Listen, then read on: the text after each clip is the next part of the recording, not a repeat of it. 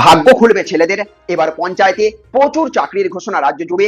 এবার ভাগ্য খুলে যাবে ছেলে মেয়েদের। মাধ্যমিক পাস থাকলেই সুখবর।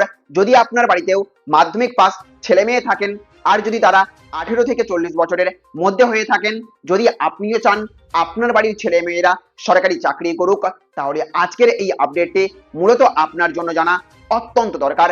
কারণ কবে থেকে নিয়োগ শুরু হবে, কিভাবে আপনিও আবেদন করতে পারবেন, কোন কোন পদে নিয়োগ হবে, আর আবেদন করার আগে আর কি কি বিষয় আপনার জানা জরুরি, আজকের ভিডিওতে সব বিস্তারিতভাবে জানাবো।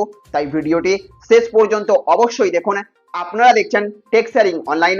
ভিডিওটি ভালো লাগলে একটা লাইক করবেন, শেয়ার করবেন এবং চ্যানেলটিকে সাবস্ক্রাইব করে বেল আইকনটিকে অন করে রেখে দেবেন। তো বন্ধুরা, রাজ্যের পঞ্চায়েত দপ্তরে দীর্ঘদিন ধরেই কর্মী সংকটের কথা উঠে আসছিল। বিভিন্ন জেলায় বহু পদ দীর্ঘদিন ধরে খালি থাকায় প্রশাসনিক কাজের উপরও তার প্রভাব পড়েছে বলে দাবি করা হচ্ছে। এই পরিস্থিতিতে রাজ্য সরকারের পক্ষ থেকে বড় নিয়োগের পরিকল্পনার কথা জানানো হয়েছে।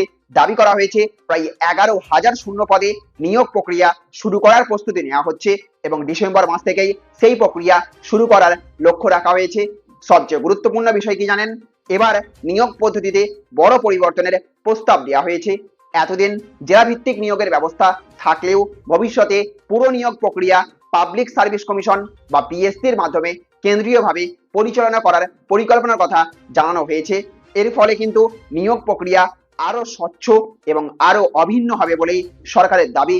সরকারের বক্তব্য যে এই নিয়োগের মাধ্যমে পঞ্চায়েত দপ্তরে দীর্ঘদিনের শূন্যপদ পূরণ করা হবে, যাতে গ্রামীণ প্রশাসনের কাজ আরো দ্রুত এবং কার্যকরভাবে পরিচালিত হয়। বিভিন্ন সরকারি প্রকল্পের কাজ যাতে বাধাগ্রস্ত না হয়, সেই লক্ষ্যেই কিন্তু এই উদ্যোগ নেওয়া হয়েছে বলে জানানো হয়েছে।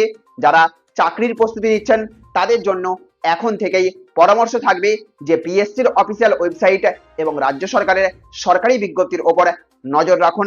নিয়োগের বিজ্ঞপ্তি প্রকাশ হলে সেখানে শিক্ষাগত যোগ্যতা, বয়সসীমা, শূন্যপদের সংখ্যা, আবেদন পদ্ধতি, পরীক্ষার সিলেবাস এবং অন্যান্য সমস্ত তথ্য বিস্তারিতভাবে জানিয়ে দেওয়া হবে।